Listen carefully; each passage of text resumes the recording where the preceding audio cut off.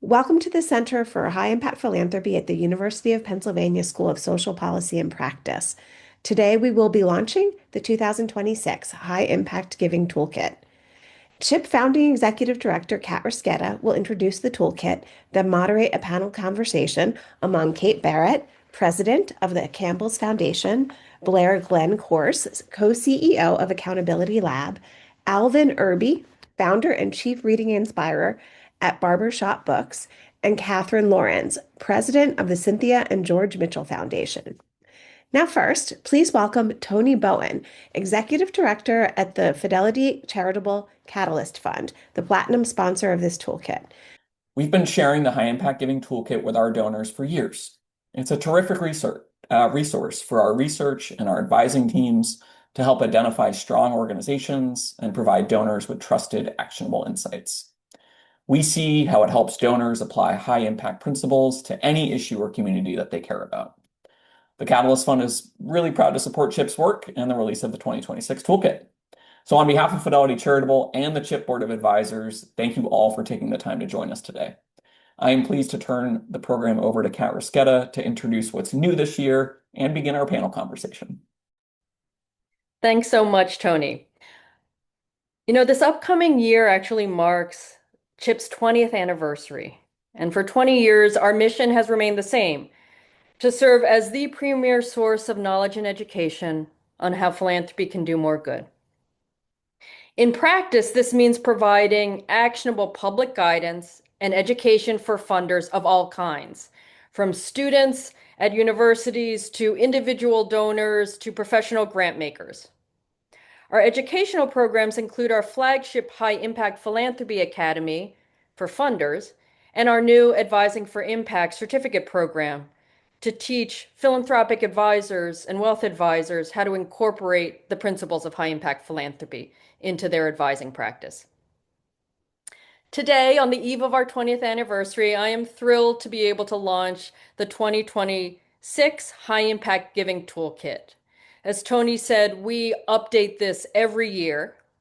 And what you'll see in this year's toolkit are updated versions of the core principles of the practice of high impact philanthropy. We launch it in January, almost as a way to help people make that New Year's resolution of having greater impact year round. We also present one of CHIP's central frameworks, the 4 philanthropic plays.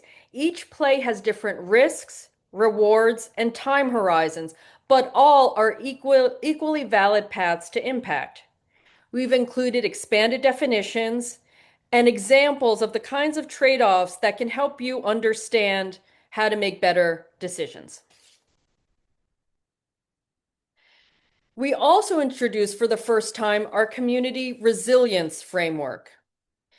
In the United States and around the world, communities are facing multiple crises, including environmental disasters, economic shocks, violence and conflict, and a loss of trust in public institutions that were meant to prioritize their needs. These interconnected crises, sometimes referred to as a polycrisis, require responses that not only address immediate needs, but also strengthen the underlying systems that enable communities to not only withstand crises and disruptions, be resilient in the face of threats, and ultimately thrive. The framework provides ways to think about the opportunities you as a funder can support. Coordinated health systems include the systems for preventive care, emergency response, and mental health support that help community members respond and recover from crises. Coordinated systems include physical and behavioral health, primary care, specialized tertiary care, and the kind of last mile care so that good health is available to all community members. Next, access to knowledge and informed decision. Reliable information and educational resources enable individuals and collective responses to challenges. These include not only trusted, credible scientific knowledge, but also the real-time and practical know-how so that people can adapt and problem solve. Next, adaptive economic systems. Communities need multiple income sources, flexible business models, and diverse economic opportunities to help them absorb economic shocks and maintain a level of prosperity even under stress. Next is infrastructure. That includes transportation systems, utilities such as water, electricity, sanitation, physical and digital communication networks, public facilities such as community centers and schools, and safe, stable housing to maintain stability in crisis. Underlying all of these elements is community engagement and responsive governance, which is a foundational element for community resilience. That includes active social networks and inclusive decision-making structures. Those kinds of networks and inclusive decision-making structures can coordinate responses faster and in ways that benefit all community members. Inclusive decision-making includes processes that involve residents in policy discussions, foster needed social cohesion, and support civic participation. As always, the toolkit also profiles nonprofit organizations that are models of high impact in many issue areas. This year, to demonstrate high impact philanthropy in practice, we spotlight evergreen areas foundational to people's survival: education, health, housing, conservation, and livelihoods. These are not the only issues that matter, but when resources are limited and the needs feel overwhelming, it can be helpful to focus on these foundational areas as one starting point for creating impact. In the early learning and education section, we focus on strategies that strengthen children's web of support at home, in school, and in the neighborhoods where they live. Achev, Barbershop Books, Bridge Project, and CAP Tulsa are nonprofits that exemplify these best practices by supporting the development of healthy parenting skills, helping children by improving their family's income, or turning commonly visited places and people into settings and opportunities to learn. In the health section of the toolkit, we focus on community health models, which bring health services to people at or near their homes.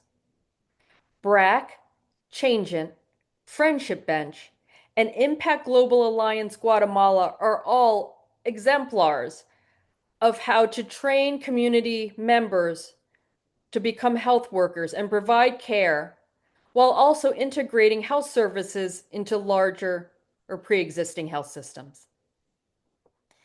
In the housing section, you'll find strategies for increasing access to safe and affordable housing through innovative practices in financing models, building materials, and policy.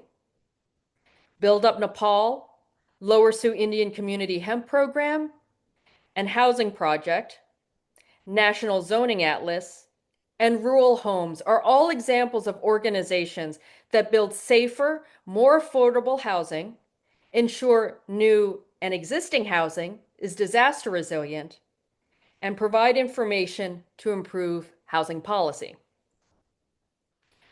And finally, conservation and livelihoods. This section shows how nonprofits can align incentives so that environmental protection brings concrete economic benefits to communities directly affected.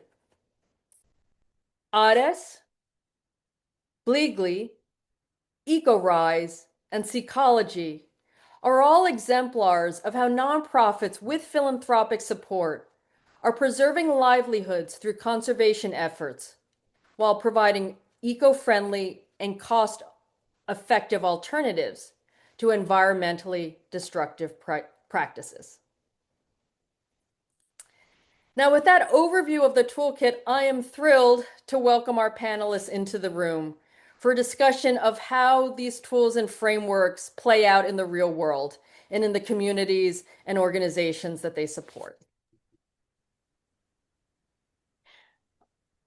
Alvin, Blair, Catherine, Kate, so glad to have you here. I think we are covering time zones from Colorado to Mauritius, so I especially appreciate those of you who are here at not the most convenient time.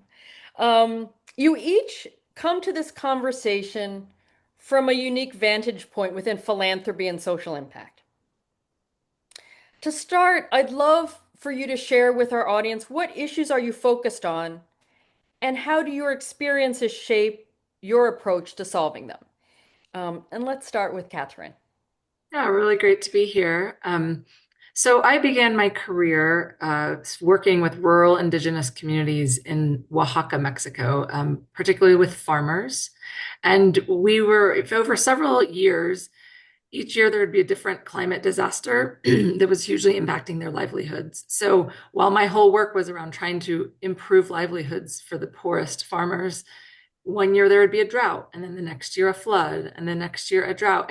And this was all the farmers said for since we can remember, it has been like clockwork. And it's just in the last few years that the climate is not what we're expecting. And it was hugely impacting their livelihoods. And so I had this aha moment one day where I thought I can work with farmers all I want to try and improve their livelihoods. But if I don't get at the root cause, which in what I was seeing was climate change, then kind of whatever I do here is not going to have the impact it could have. And through, a few more steps, that led me to, I'm now president of the Cynthia and George Mitchell Foundation, my family's foundation. I'm a third generation family member.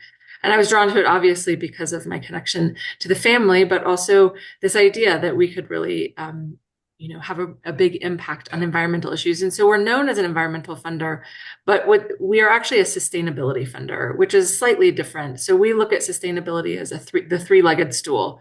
You have to be thinking about the environment, the economy, and the social impact of any choices and decisions you make. And so while we look very similar to most environmental funders, we do always have that lens of how is this impacting, someone's socioeconomic status? How is it impacting their livelihoods? As we are making investments in organizations that are impacting the environment as well. That's great. And just in that story, I'm hearing both that link between conservation and livelihoods, but also how the multiple needs that help communities stay resilient. When you think about them, then you see opportunities to make a bigger difference. Absolutely. And they often go hand in hand. So you don't need to separate them. I mean, so many times they actually are mutually reinforcing. And so as you work with the community, you're having more of an impact on the environment and et cetera. Yeah, that's a great point because I think a lot of funders are sort of taught focus on this one thing, but sometimes you're not going to make progress on that one thing unless, to your point, you see how they're interconnected, right? Kate, you're seeing some of what Catherine described from more of a you also have a place-based approach, and you're bringing, Catherine mentioned third generation family leadership of a family foundation. You're coming from a corporate lens. Can you talk a little bit more about, or can you talk about the work you're seeing with the Campbell Foundation, especially in Camden? Sure. Hi, everybody. Great to be here. So I lead the Campbell's Foundation, the corporate foundation of the Campbell's Company, formerly the Campbell Soup Company, as many of you may know it, based in Camden, New Jersey. And the company has been in Camden for over 150 years, so a long time. And the foundation has been around, quite a long time for a corporate foundation as well, since the 1950s. So the approach that we take is we have a very place-based approach in terms of where our company is operated. So Camden is a big focus for us, but also our footprint across the country where we have manufacturing operations and sales offices. So we're always thinking about how to kind of reach across our footprint within the focus areas of the foundation, which for us are really around food access and nutrition access. Healthy living, so getting into some of the work around kind of physical activity and kind of the education piece of nutrition, as well as just nutrition access, and public spaces in our communities. So, one thing you may notice from hearing that is that it doesn't directly align with any of the focus areas that are highlighted in the guide this year. But one thing that I really wanted to call out is the way, and actually part of my background that I bring to this is having actually worked at CHIP 2 times. And I think for me, coming from working at CHIP and then bringing what I learned as a funder, one of the things that I really took with me is that it is so much about impactful models and approaches, not just, certainly not just this one specific organization, but not even that one particular sector. So, for example, right, the model that Kat mentioned around health of best practices around bringing services to people where they are, either in their home or right directly in their community. There's also a lot in this guide or in health around kind of some of the wraparound services and other systems to connect that work to. That's an approach that we took, for example, when investing in food access in Camden through the Healthy Corner Store Network and some work led by the Food Trust in Philadelphia, which was really all about bringing fresh food into corner stores and bodegas, really meeting people kind of where they are in their communities, and then bringing other services to those corner stores as well, whether it's healthcare screenings or nutrition lessons.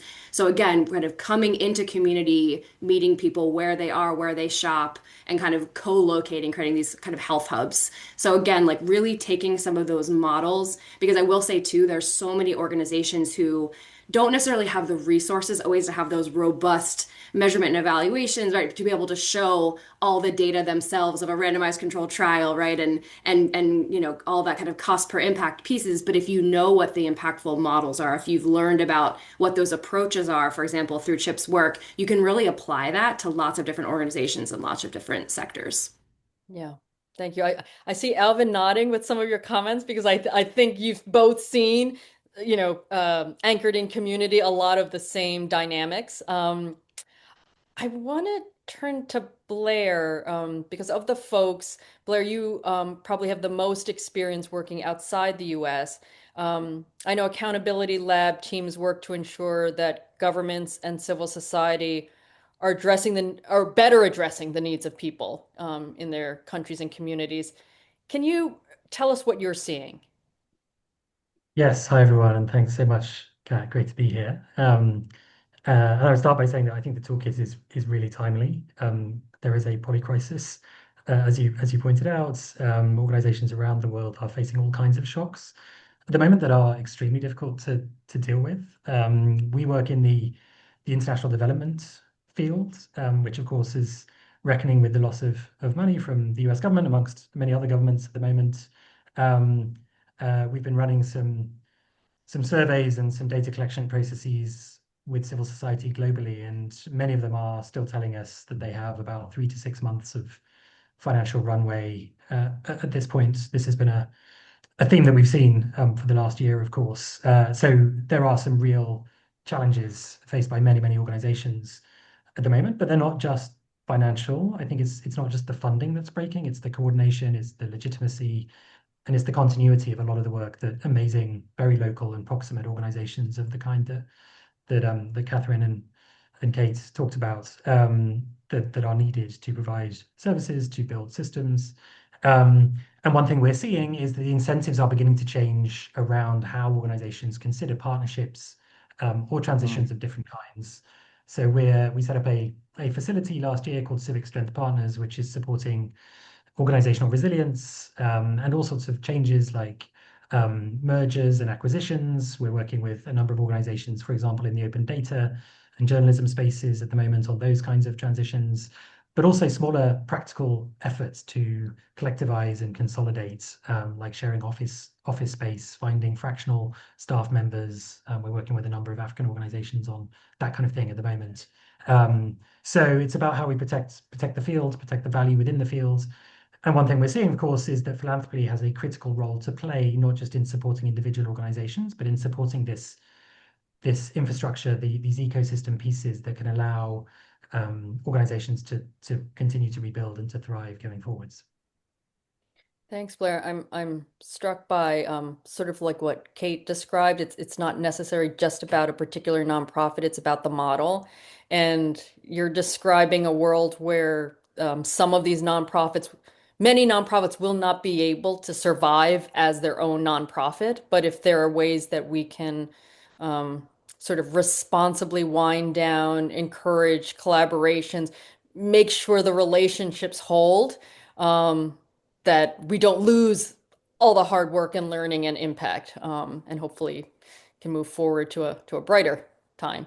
Um, Alvin, I want to turn to you because in our prep call for this, you really emphasized how much relationships, community relationships are themselves, they function as resilience infrastructure.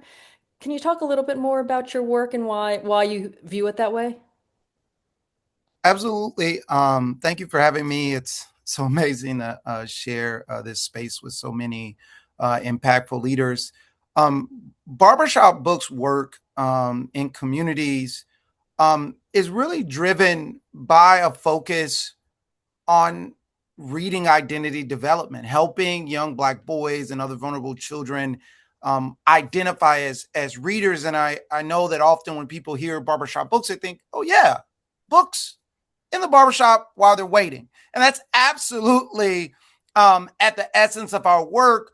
But I would say the way that, we are thinking about reading identity development and helping children identify as readers really revolves around the importance of, male reading role models and the relationships that in many cases barbers have with the young boys who come into their shops.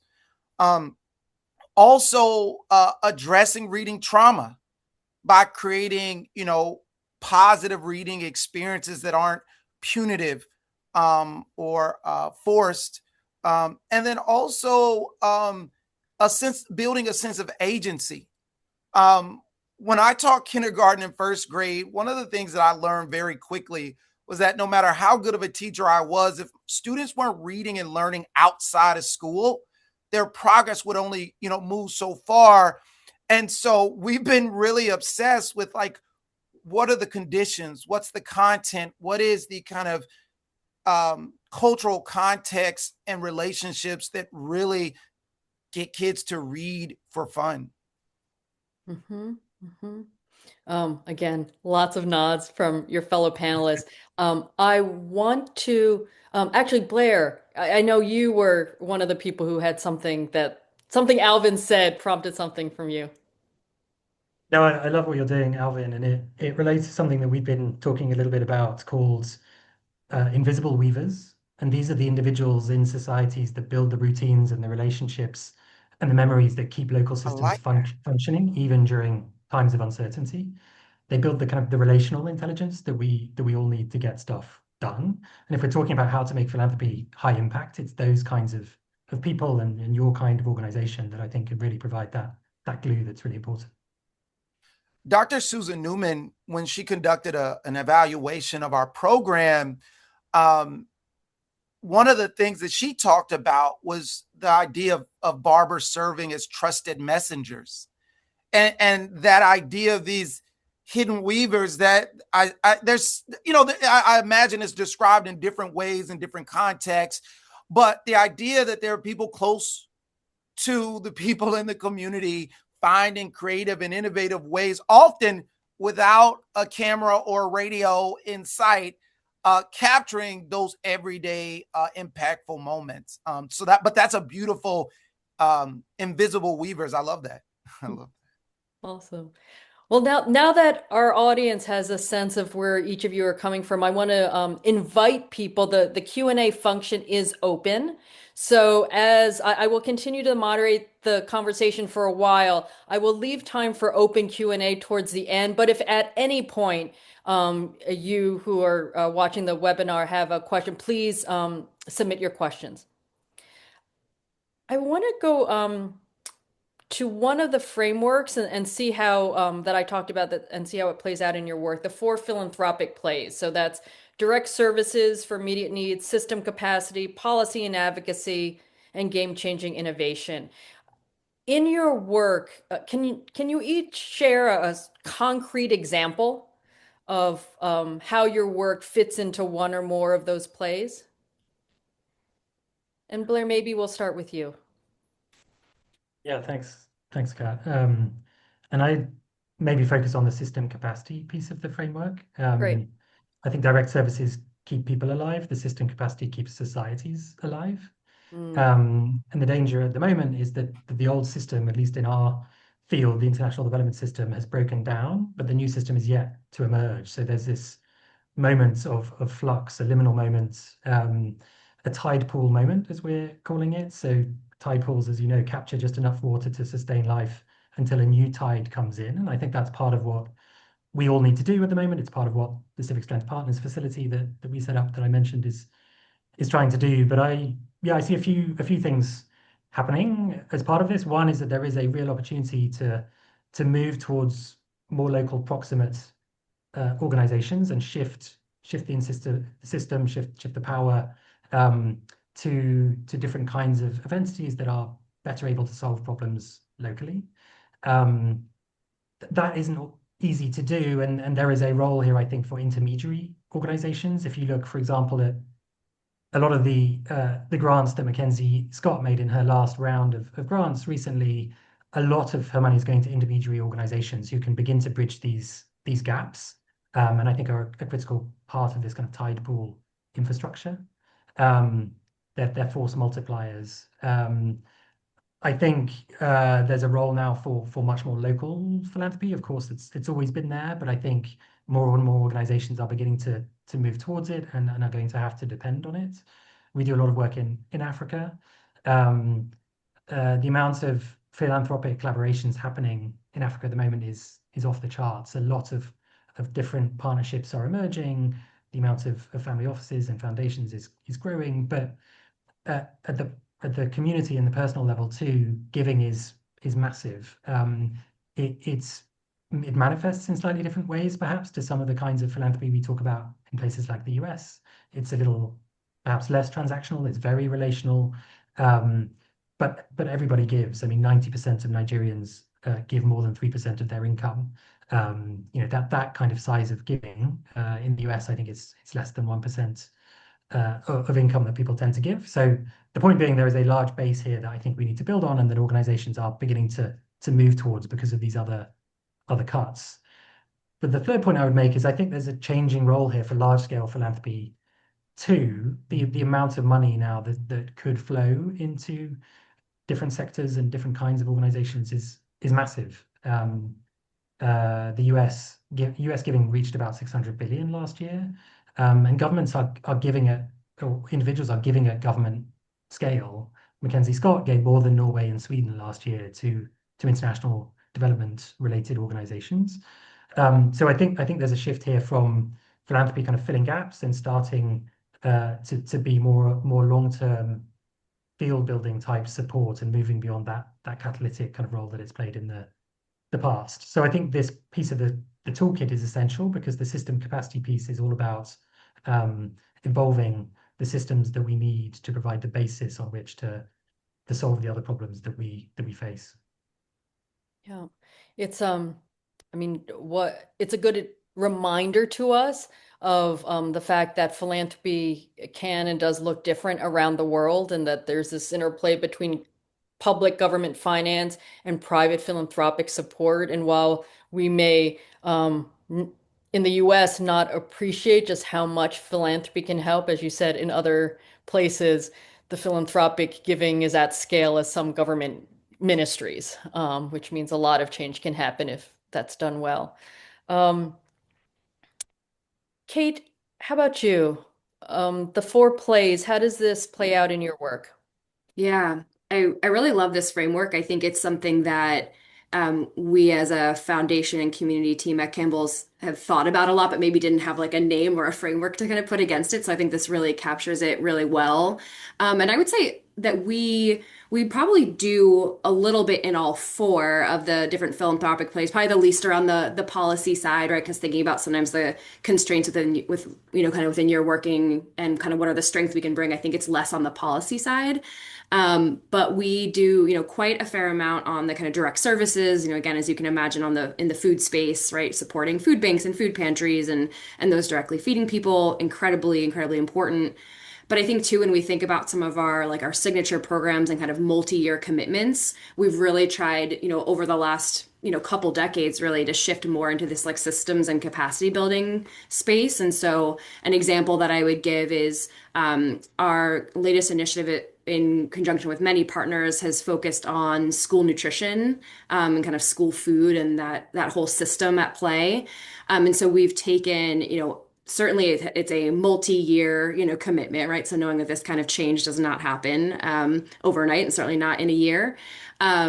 And then thinking about how do we work kind of across sectors. So we're partnering with school districts, in some cases other funders or corporate partners, and a whole variety of nonprofit partners who operate within the school system to really center schools as a hub for, not just feeding kids, but, educating kids about school, creating that culture of health and creating those behaviors that then, hopefully trickle into home and family and all those things. So we've taken an approach of investing in school districts and a variety of partners together over many years and tackling everything from, infrastructure in schools for feeding and educating kids, food access programs, whether, in the cafeteria, getting more local foods into cafeterias, menu change, and then also a big kind of pillar around nutrition education and culture. So engaging students and families in kind of what they want to see in school and frankly dispelling some of the myths around school food and just recognizing the fact that unfortunately for many kids, those are the meals that they're getting every day. So how can you make sure that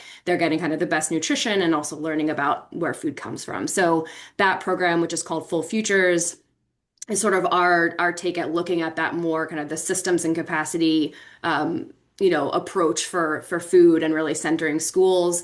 Again, not to take away from the work that we also do supporting kind of individual food banks and pantries to feed communities. So that you don't, again, to Catherine's earlier point, is sometimes you have greater impact when you're not just choosing one. And so some direct service, but also some system capacity building. And just, one of the audience meant shout out to the distinction Blair made between helping individuals survive and helping society survive. It's sort of another way to think of the four plays. Catherine and Alvin, any examples from your work that you want to share? Yeah, I would love to talk about innovation a little bit. Great. And I think what I like to say about innovation is, it does not have to be complex. And for Martin Luther King, we gave away free haircuts and free books at a barbershop in the Bronx called Flavor in Your Hair. I was talking with the barbershop owner, and he said, I really wasn't a reader growing up, and he talked about, he had a lot of traumatic reading experience, but he was like, man, this book, Pete the Cat, I'd never even heard of this book. All the kids come in reaching for Pete the Cat, looking for Pete the Cat. And this is what we hear, from barbers, all across the country, across our more than 200 barbershop partners. But what I share with him and what I share with a lot of people is that when you Google book lists for Black boys, Pete the Cat isn't on a single book list on page 1 of Google, page 2 of Google, page 3 of Google. And I think the idea that children should have reading experiences that aren't just shaped by the parts of them that you can see, but also by the things that interest them or by the experiences that they have, is not complex. And I think that, the idea of helping a child identify as a reader is not really a part of the conversations about the science of reading. And like motivation or agency, they tend to sit in a bucket, an aspirational bucket where funds aren't generally allocated. And so I think, one of the things that, as from a philanthropy perspective, that is, I think, contributed to our continued growth and continued just existence is funders who have carved out opportunities to celebrate and cultivate things that don't fit into some of the kind of traditional systems for thinking about things.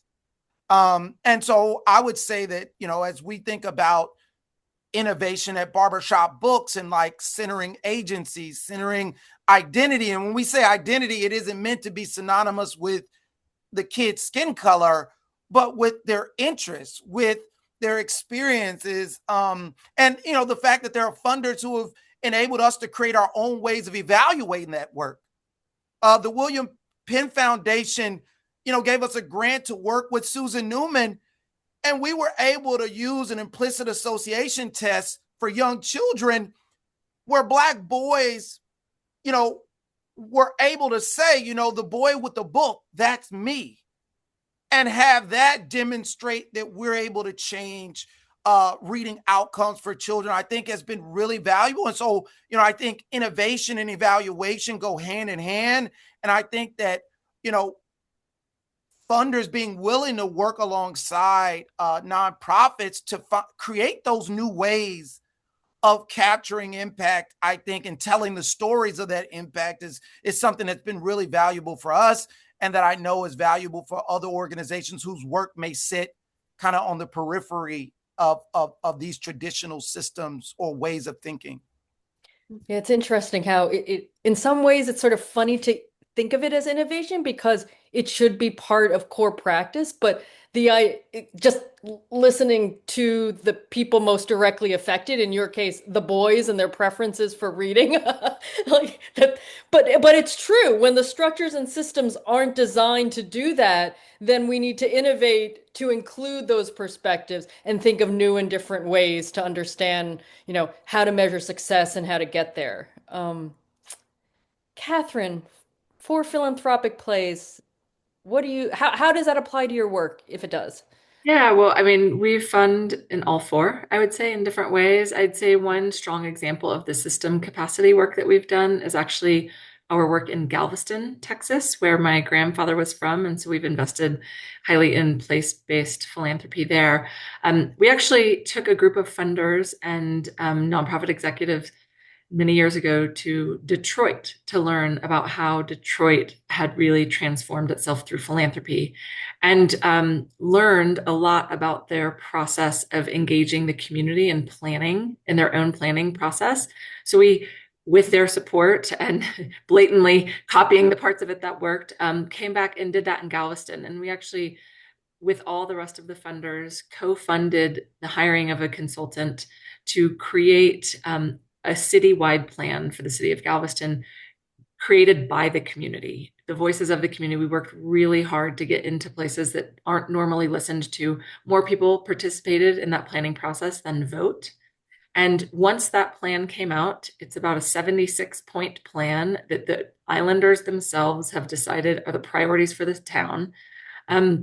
We then, over the last almost 10 years, have invested in the capacity for an organization to carry out that plan. And so that plan, both the plan and the organization, is called Vision Galveston.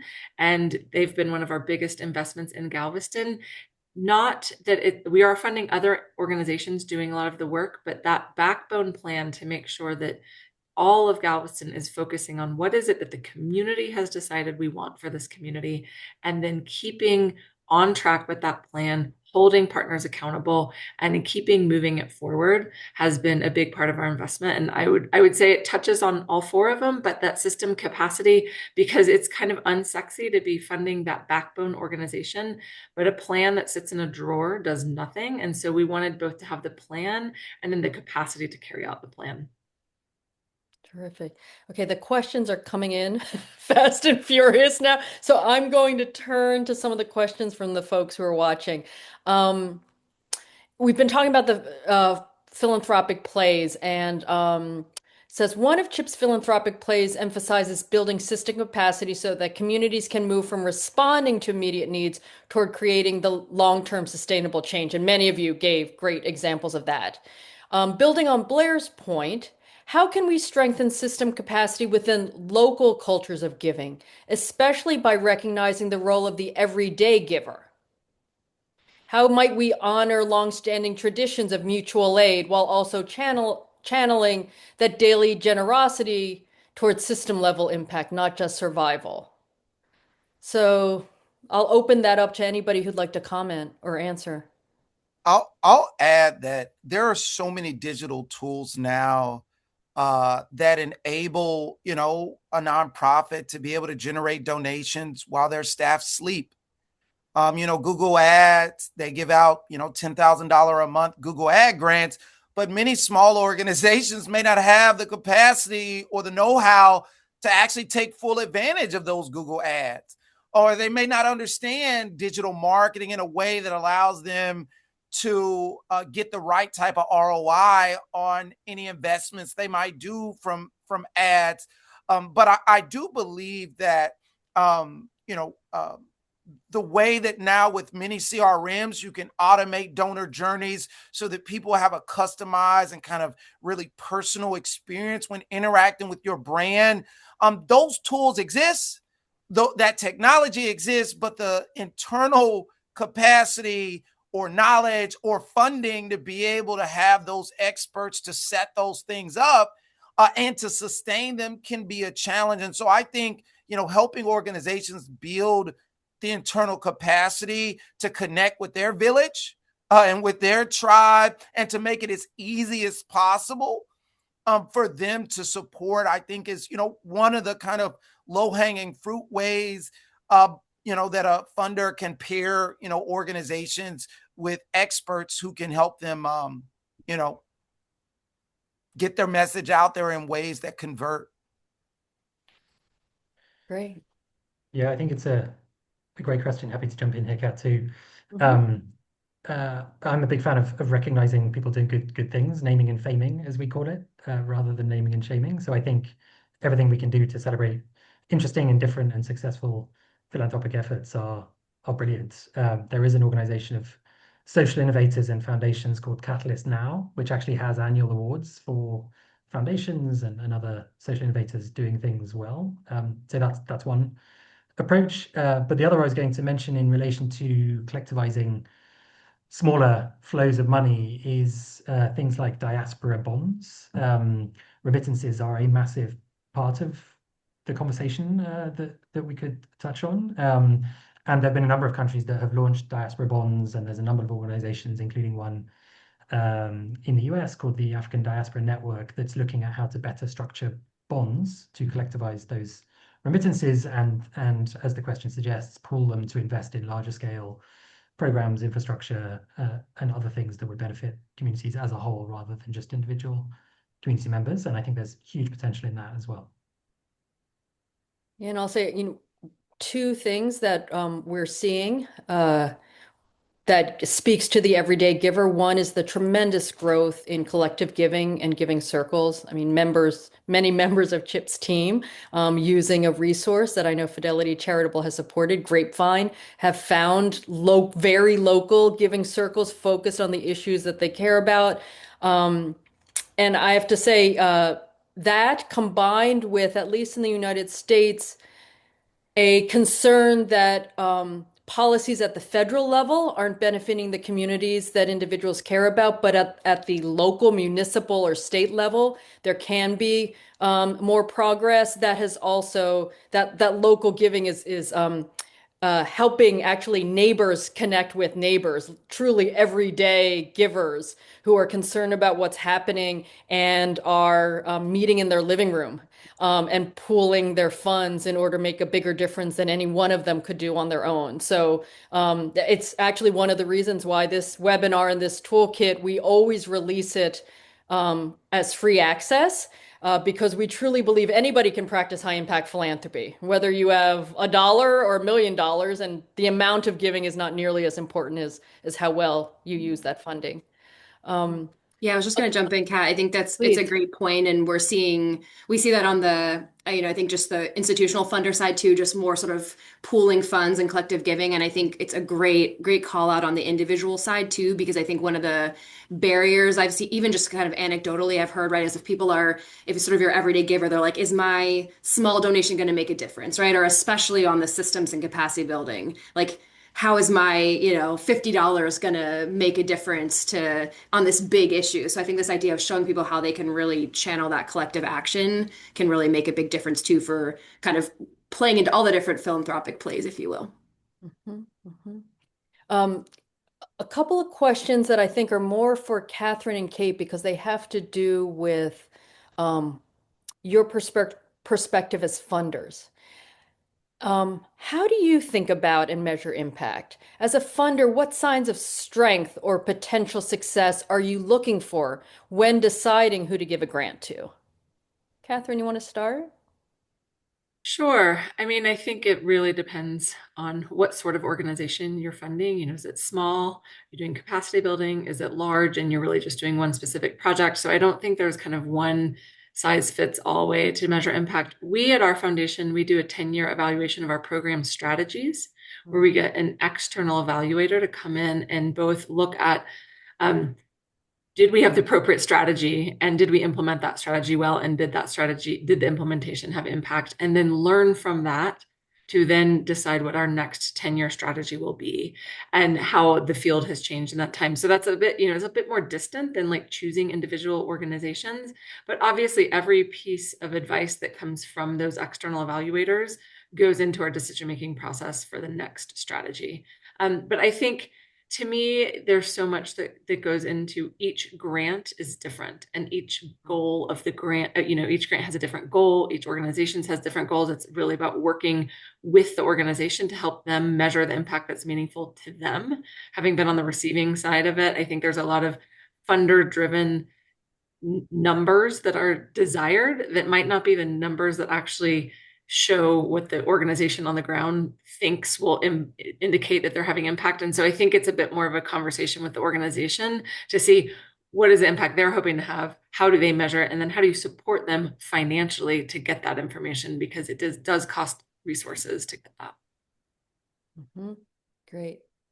Anything Yeah, to no, add, Kate? Yeah, from your absolutely. I mean, I perspective. think I think there has been such a positive shift overall, right? To generalize in philanthropy toward this idea of, both like kind of more like trust-based philanthropy and also that sort of, more of that partnership side around the data, because, as Catherine said, it can be very expensive and time intensive to have, robust impact data and studies, and for those organizations that are lucky to have had an external organization come in and evaluate, that's fantastic.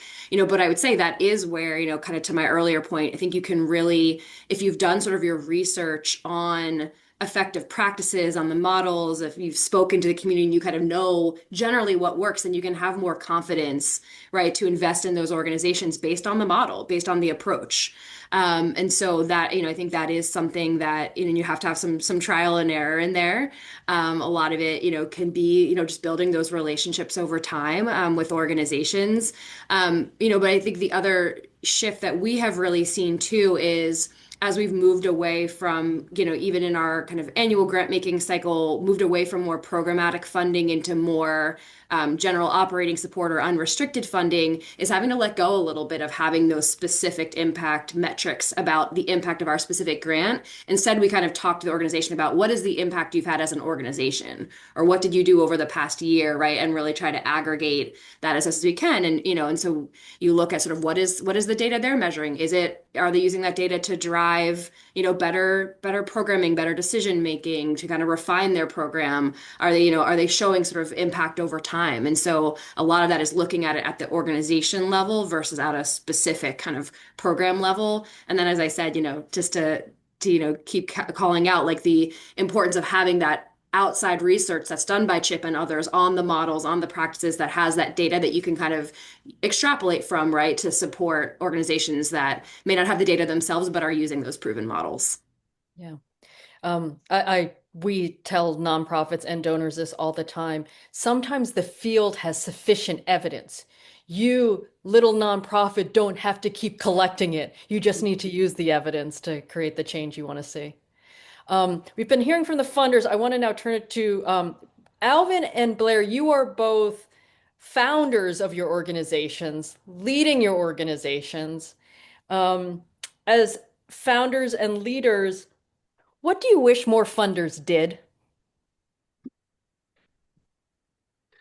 Um, I think that um, what I wish more funders did is something that I'm actually starting to see more of them do.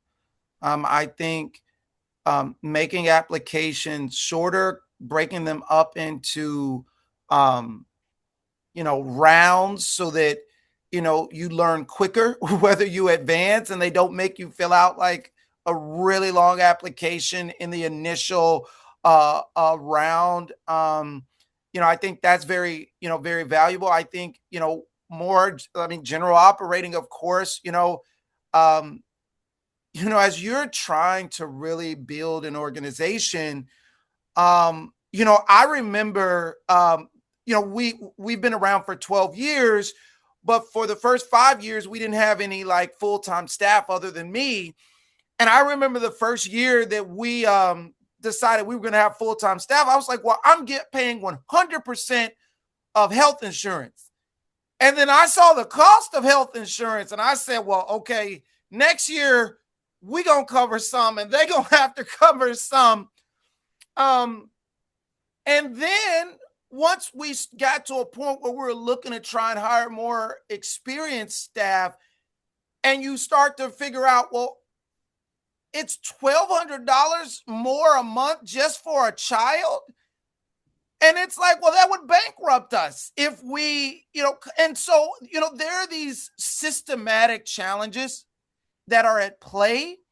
And, the kind of percentages for admin or things don't always fit neatly into some of the real world challenges that can get in the way of building some of the infrastructure and capacity that organizations need. And so I think just to focus on really making the space to listen to the needs. And when I say needs, the needs of the organizations and the people doing the work. Because if they're sick or balled up in the corner, crazy, or not able to sleep because of these challenges, then the communities that they want to serve and the impact that they want to have is just a lot more challenging. And so I think just those two-way conversations and really being open to listening and hearing, and then making and then acting, based on what funders are learning from their grantees. I think for me, I think the relationship elements and the trust, and then the action from funders actually acting on that trust, I think is something that's been really valuable to me in us being able to continue, doing our work at Barbershop Books. Blair? Yeah, thanks, Kat. Really good point. Alvin, we actually just did a whole series of focus groups over the last couple of weeks with civil society organizations globally on this topic. And I'll tell you the five top line things that we heard. The first actually corresponds exactly to what Alvin was saying. It's about duty of care and well-being. How can funders ensure that organizations can take care of their people, which are in the end the core of everything? The second was core flexible multi-year funding. We heard about that. Sounds like Catherine and Kate are doing that in really, really great ways. The third was avoiding incentivizing mandate drift through the way that funding is designed. So allowing organizations, as Alvin was saying, to articulate their priorities, and how the grants can align with those foundational purposes. The fourth was supporting representative advocacy and ecosystem level infrastructure. We've talked about that, I think, during this call. The support for coalitions, networks, backbone, ecosystem pieces. And then finally, and this is a really important one for us, and I think it's increasingly important in the US too, is treating civic space protection as a funding priority.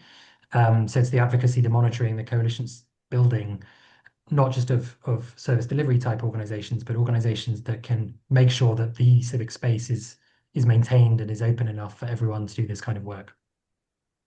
Terrific. We are almost at time, but I want to give each of you a chance for a final thought. Blair, why don't we start with you? My final thought is we have to think about the power of collective. It was always important to collaborate, but now more than ever, it's critical that we collaborate to reach our shared goals. So looking forward to doing that with all of you going forwards. Terrific. Catherine? I just want to say what a great resource this toolkit is, and to really think about it and take it and try to apply it. And you don't have to be perfect. I think as funders, sometimes we're scared to make mistakes. Everyone makes mistakes, but to get out, try it, try something new, maybe start small. If it doesn't work, pivot. But try something new. If something in this toolkit really spoke to you, go out and give it a shot. It can't hurt. Awesome. Alvin.